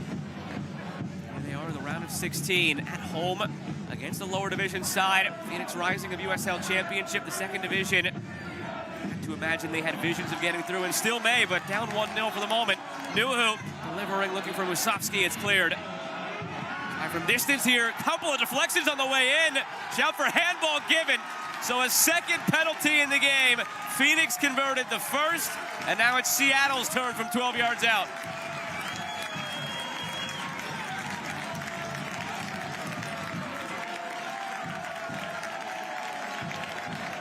It's such a smart little layoff from Brunel. Enough pace so Alex Roldan can step in to hit it first time. It's a wicked deflection, but it's a left arm of Steinberg that gets him in trouble. The extension away from his body, making himself bigger. Not a natural position whatsoever. And yet again, we see a pen. It's a good call from our center referee. And it's Alex Roldan who steps up. He just came on moments ago for Christian. 11 games this season, a goal and an assist to his name with the Sounders since 2018. He's been a captain for his national team, El Salvador. The arm man now handed off to him by Christian against Patrick Rakowski to equalize for Seattle. It's Roldan, and he sneaks it through. 1-1 at Starfire.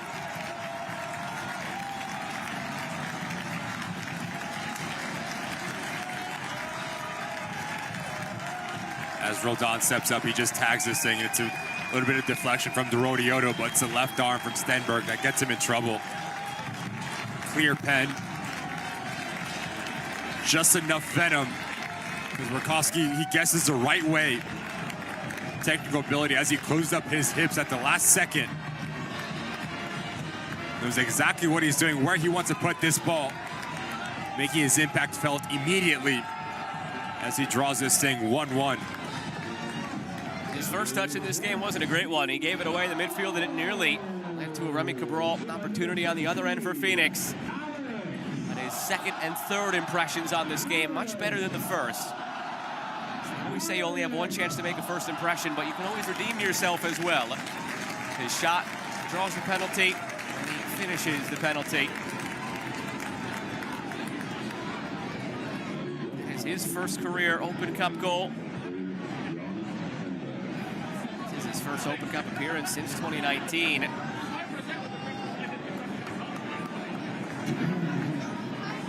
think something that's going to go unnoticed as well is just a little layoff from Brunel. Right enough weight information on this pass so he can run onto it first time, because if he passes it into Alex Roldan, he needs to take a touch, and that window's gone. And you talk about impact substitutions. It was Brunel and Roldan who came on together in that double switch at that window for Seattle. So Brian Schmetzer, as he has been for the better part of a decade, pushing the right buttons for the Sounders.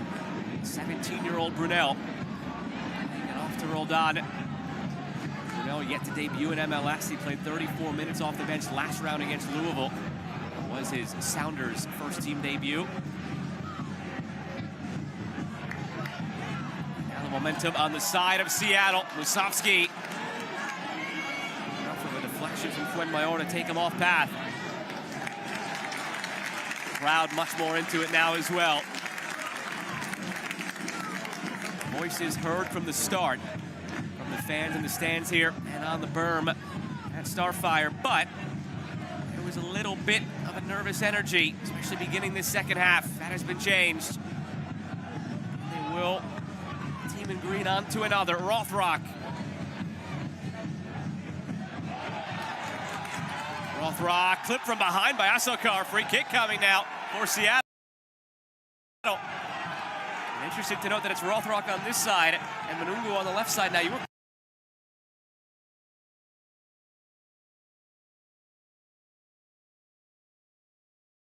calling for that switch a while ago, Ricky. But yet, players that are very comfortable 1v1, whether it's Manungu, whether it is Rothrock, not the best of touches. A little bit of contact, but give credit to Rothrock. He makes the most of it. I guess follow through.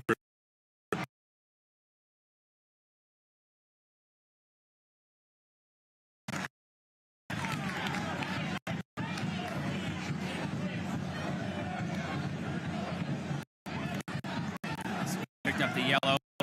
Stenberg, the book for Phoenix.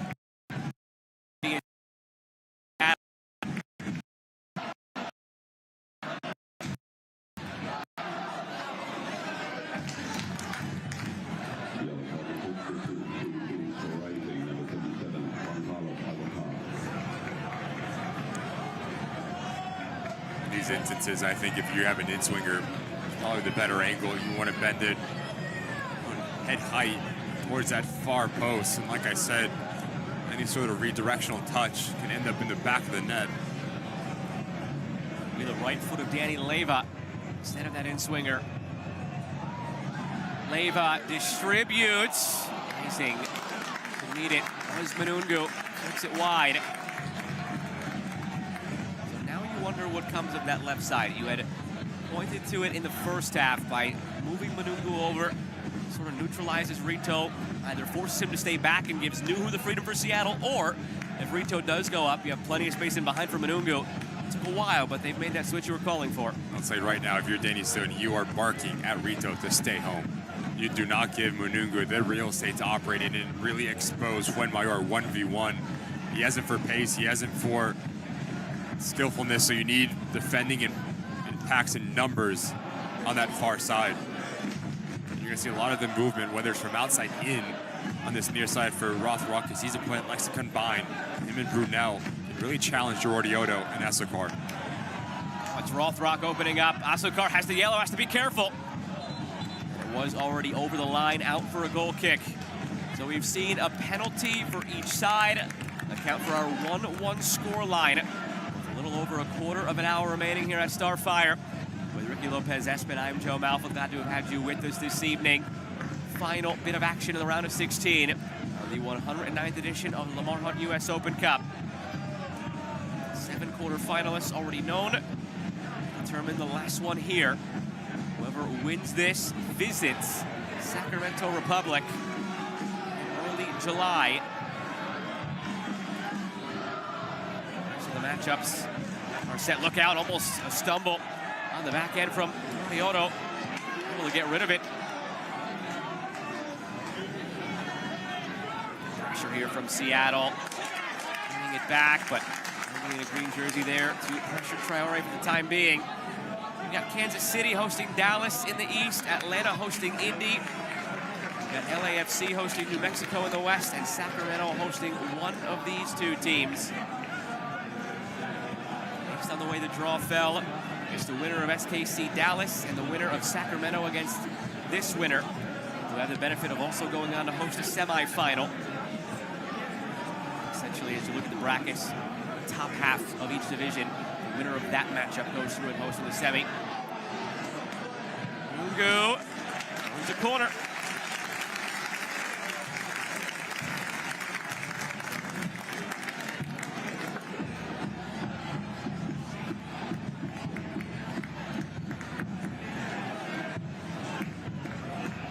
Corner number 5 now for Seattle.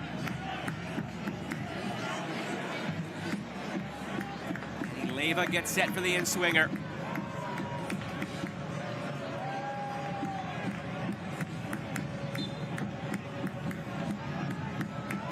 Leva balloons one over everybody. Nugu tracks it down.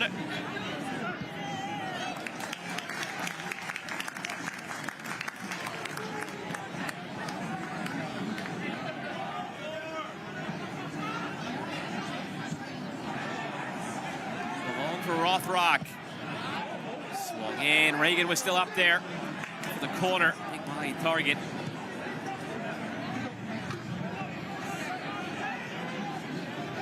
Ball managed to curl in the whole way, but Cabral squandered it with the foul anyway.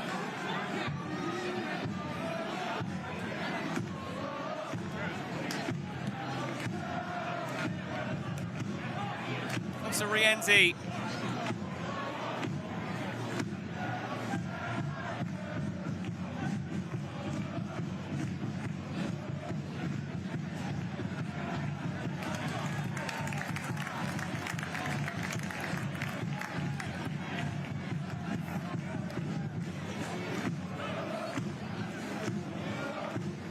Paradigm has shifted drastically in possession in this second half.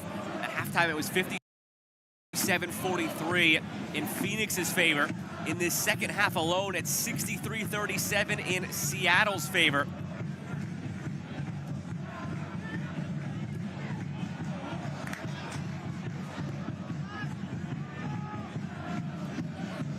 Has there been any distinct change in the way Seattle's playing that has led to this possession advantage?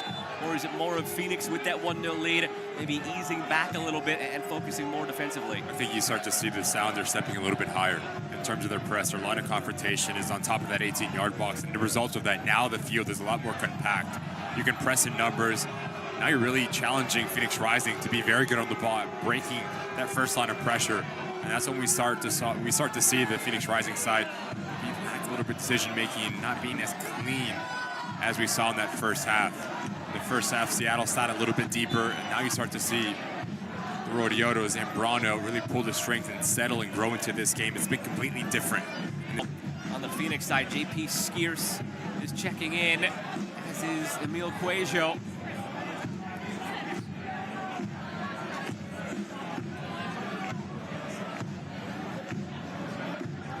Cuejo for Varela, and Skeers for Doradioto.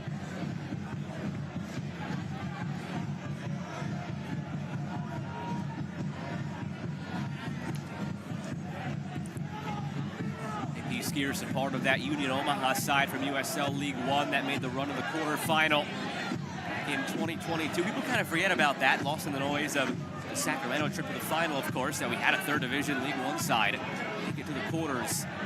JP Skeers was a part of that team. Looking to make it back to a quarter, this time with Phoenix.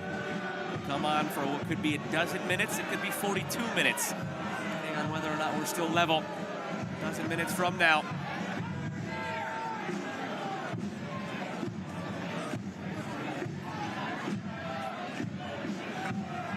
Cuejo coming on, was a part of that Sacramento Republic side that made it to the final in 2022.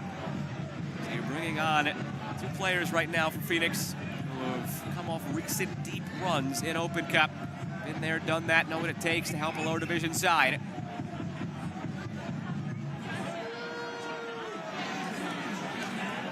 Cuejo knows what it means.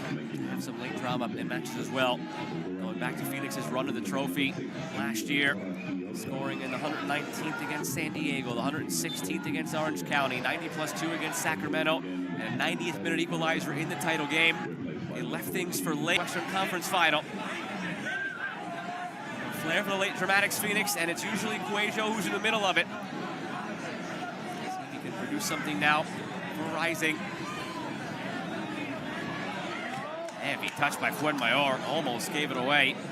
Good numbers there for Seattle.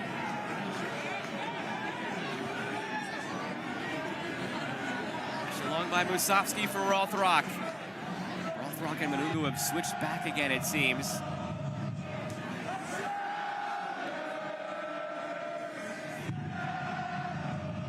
Manakis surveying. Ups for Asokar.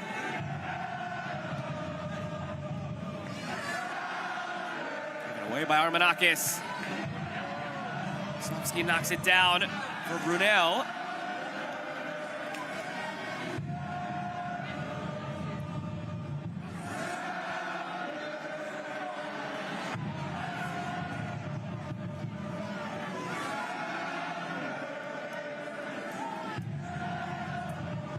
Both sides have made 3 changes. Both sides have used 2 windows. Both sides have 2 subs and 1 window remaining. With 10 to play. Remember, if we go to extra time, they'll get an extra window and an extra sub each. But as things are here in Open Cup, 7-player benches. If they use those 6 subs at extra time, you can only have a goalkeeper left. Exhausting all the field players if it gets that far.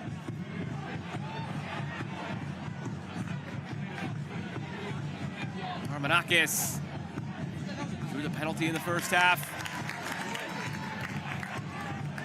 Back by Traore. Zambrano. Some difficult angling out wide in the tight confines here at Starfire, especially trying to get it past a player like Nuhu, who covers so much ground so quickly, which seemed like it was an open pass out wide, closed down in an instant.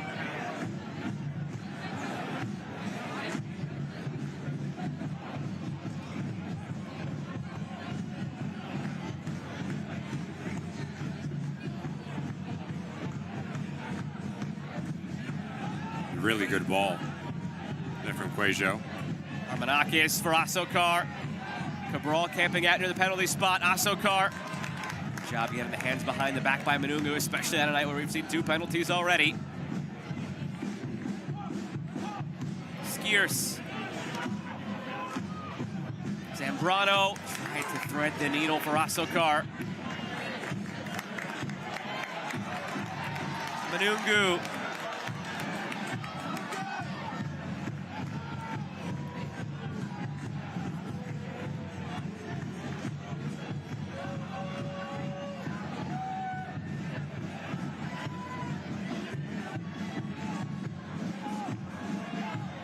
Rothrock for Nuhu.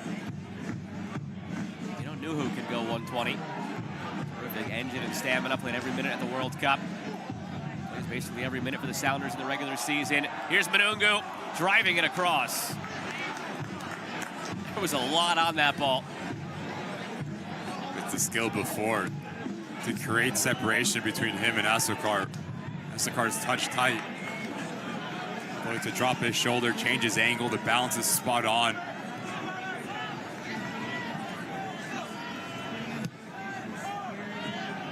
Such a luxury to have if you are the Sounders, a weapon in wide parts of the field.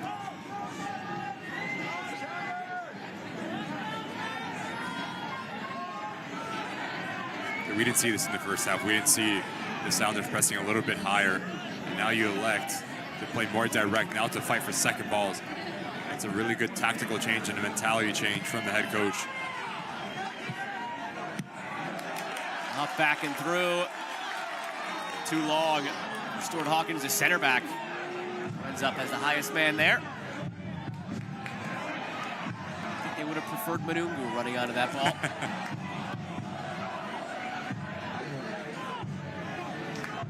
If you are Phoenix Rising and the Sounders are pressing a little bit higher, if you have the ability to break that initial line, there is going to be real estate to push the tempo and to be more vertical. So your first look needs to be forward beyond the line of confrontation. You need to get a player like Remy Cabral in. He's been really quiet over the last 20 minutes. And Marmanakis, Cuejo underneath. 2 left-footed players but can create on their own.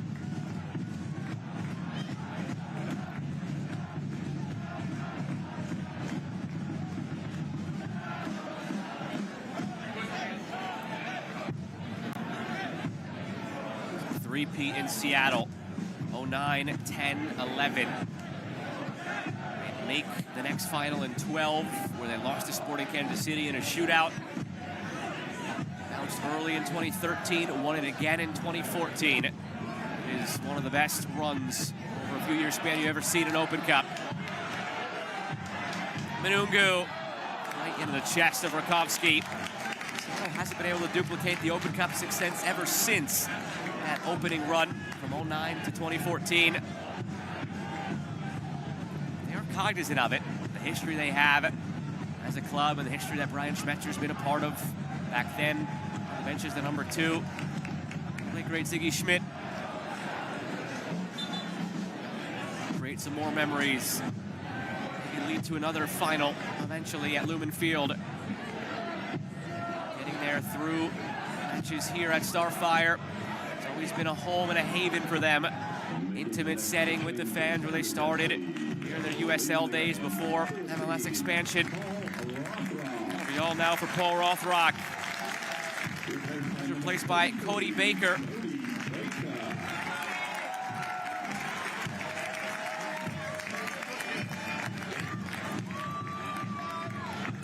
Hand side, same formation, same 4-2-3-1. There's different profiles now, especially in the front 4. Rienzi getting further forward now. More of him in a second. The long throw from the substitute. Baker flicked on toward Manungu. Tarkovsky has it, but Rienzi was 2-time All Pac-12 first team at Washington. 6 goals, 11 assists in his time there. Has a knack for getting forward, joining the attack. Just pushing him a level higher now.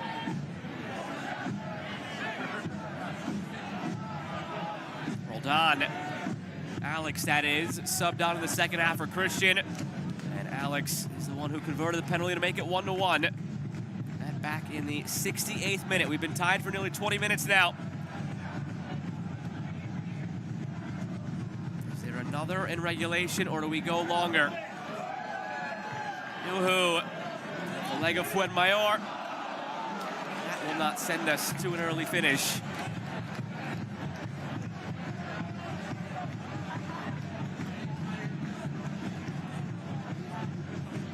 Thing to say about the Seattle attack tonight that's lacking is just efficiency in creating dangerous opportunities. That was their 21st shot of the night.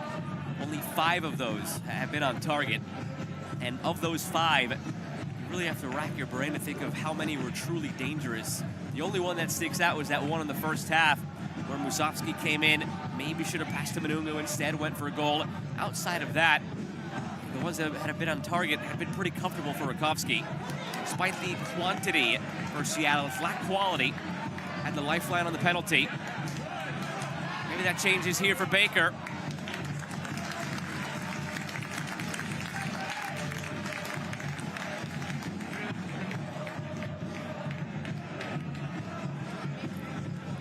Despite maybe not having too many of those high danger opportunities, look at the expected goals and the scoring chances.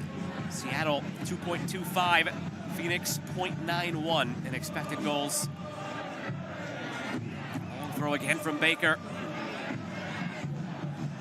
Chopper flicked along, chested down, some space inside, going for goal! The moment for Seattle! Perhaps flipping into the quarterfinal because of Kalani Kosariense.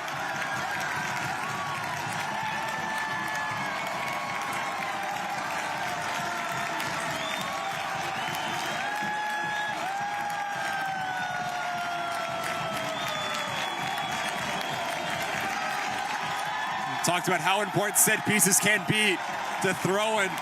It's not the first ball, it's the second action that can hurt teams. But take nothing away how clever of a little flick on that is from Musovski. Requires so much attention, and it's a composure. A couple touches to create his little space, to get his hips around it just enough to put it and tuck it right underneath that crossbar. Nothing that the goalkeeper can do. It's off to the corner to celebrate. You push him a little bit line higher, you get his quality in the final third.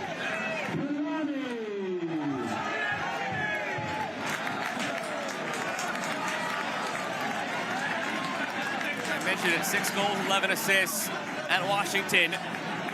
More of an outside back than a winger by trade, but not totally inept when it comes to getting it done in the attacking third. Track record of scoring, 2-time All Pac-12 first team. 23 overall pick in this past year's draft. Staying put in the state of Washington. From the Huskies to the Sounders.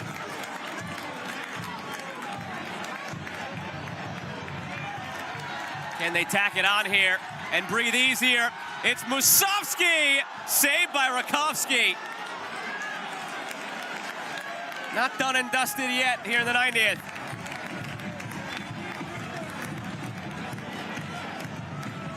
Good early ball here from Brunel, just off the shoulder as Traore comes over.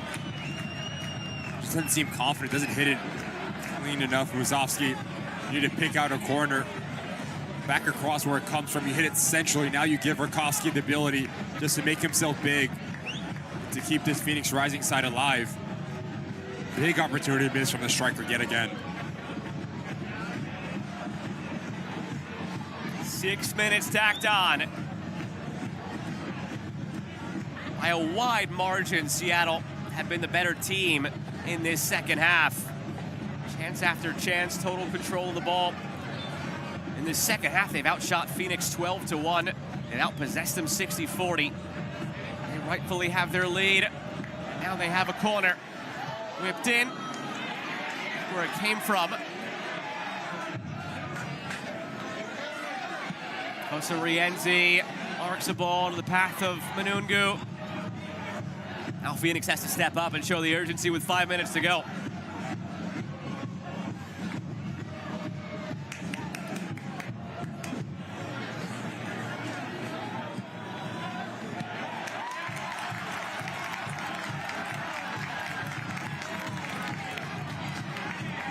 Third goal would be big for Seattle. And you can never quite write Phoenix off. 4 teams did in the postseason last year in USL Championship. And those 4 teams now get to see the star above the crest of Phoenix.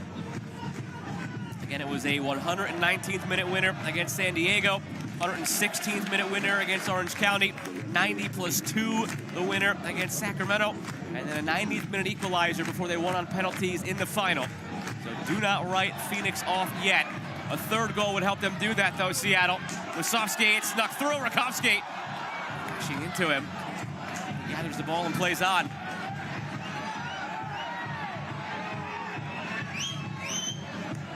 And the referee, well, Phoenix had no obligation to do so. Thought it was serious enough to come in and stop the play. 10-2 Manungu.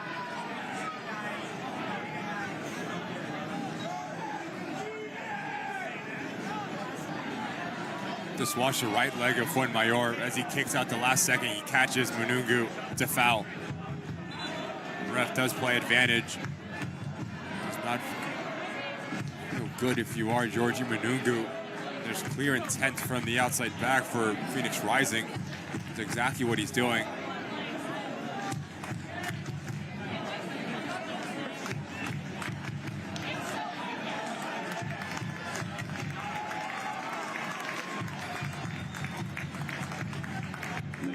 Jose Hernandez comes in for Rito. A little bit of security in the center of the park to drive this side forward.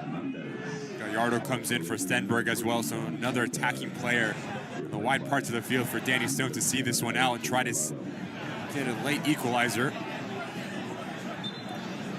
Yeah, it was Hernandez for Rito and Gallardo for Stenberg, but for all intents and purposes, you could actually flip that. It's going to be Gallardo taking Rito's spot and Hernandez in the middle. And now a free kick for Phoenix in a very dangerous spot. Cody Baker, the guilty party. I think Phoenix catches a break here. It seemed like the foul was actually closer to the box than it's being marked off. And Phoenix will take that every day because they get to step back and have more of an opportunity to get it up and over the wall now.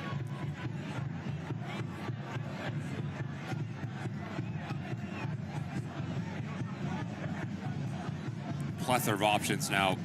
You can go for the in-swinger if you're Aslicart to bend it away from Thomas. You can go from Quaisho around the wall. You see the left footer standing over it. Massive opportunity for the visitors here. The plethora of options. Do not be surprised if you see something off the training ground as well. Quaisho, a wicked left foot. Flair for the spectacular, and maybe here a flair for the dramatic. 4-man wall. Andrew Thomas staring down the barrel. Emil Quaisho is set. Emil Quaisho off the wall. And out for a corner. Good job by the referee getting some help from the AR there as it came off the wall. Really good job by the wall. Watch as they jump in unison. No one turns their head. No one turns their back. Applaud from the goalkeeper. Low-driven corner. Manungu just gets it clear. Rakowski was up. The net is empty. It doesn't have enough steam to get all the way there. A minute to go is stoppage time.